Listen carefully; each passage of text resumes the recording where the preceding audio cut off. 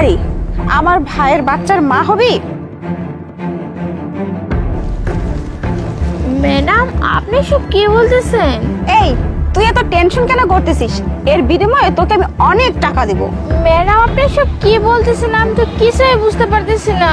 ওনাকে বিয়ে করব, ওনার বাচ্চার মা হব, কিছুই তো বুঝতেছি না। ও আচ্ছা, তুই কিছুই বুঝতে পারছিস না? ওই যে দেখতে পাচ্ছিস, ওই ছেলেটা হচ্ছে আমার ভাই।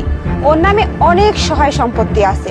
তুই যদি ওকে বিয়ে করিস না, তাহলে তুই অনেক ভালো থাকতে পারবি, ভালো খাওয়া পাবি, ভালো পড়া পাবি, এবং তার বিনিময়ে তোকে তো আমি আরো অনেক টাকা পয়সা দিবই। কিন্তু আপনি ওনার বিয়ে আমার সাথে কেন দিতে চাচ্ছেন? তাহলে তোকে আমি সবকিছু বুঝিয়েই বলছি। শোন, ওর সাথে বিয়ে হওয়ার পর ওর নামে যত সহায় সম্পত্তি আছে না, সবকিছু তোর নামে হয়ে যাবে। আর তখন তুই ওই সহায় সম্পত্তি সবকিছু আবার আমার নামে ট্রান্সফার করে দিবি। আর তার বিনিময়ে তোকে আমি একটা বাড়ি দিব, এই আর কি। ও আচ্ছা, তাহলে এই কথা এখন বুঝতে পারছি। এই তো বুঝতে পারছিস।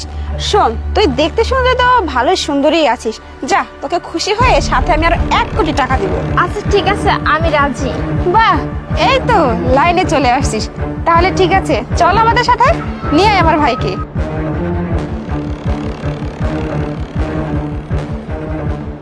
তাহলে বিয়েটা আপনারা কোর্টে গিয়ে করছেন? জি, আপনি যদি চান তাহলে পিকচার দেখতে পারেন, এই যাই দেখুন। হ্যাঁ। আমাকে ক্ষমা করবেন, কারণ আমি আপনার অফিসে যেতে পারিনি। আমার ভাইয়ের অবস্থা তো দেখতেই পাচ্ছেন, ওকে নিয়ে যাওয়া সম্ভব হয়নি আমার। আচ্ছা ঠিক আছে, আপনারা চিন্তা করবেন না। ওনার যেহেতু বিয়ে হয়ে গেছে, ওনার যত সয় সম্পত্তি আছে সব কিছু এখন ওনার ওয়াইফের নামে হয়ে যাবে। I hope you don't mind. না না, এখানে আমাদের কোনো সমস্যা নেই। আর কিছু মনে করার বাকি আছে, কারণ আমার ভাই এতদিন পরে চিন্তামুক্ত হবে। অন্তত পক্ষে ও কোমা থেকে বের হয়ে আসতে পারবে। আচ্ছা ঠিক আছে, তাহলে আপনারা দুজন একটা কাজ করুন, আপনি এখানে একটা সাইন করুন।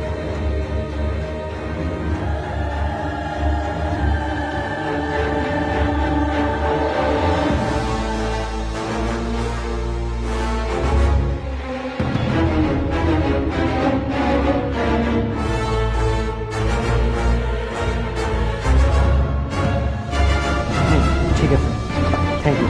আচ্ছা এক কাজ করুন, পেপারসগুলো আপনি আপনার কাছে রেখে দিন। আমি যখন কালকে কোর্টে যাবো, যাওয়ার সময় আপনার কাছ থেকে পেপারগুলো নিয়ে কোর্টে করে দেবো, ঠিক আছে? এখন আমি আসি।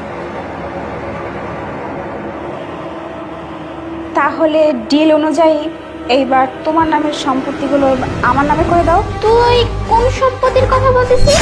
আর কিসের সম্পত্তি? এই, তুই কি বলতেছিস? কোন সম্পত্তি মানে? সবকিছু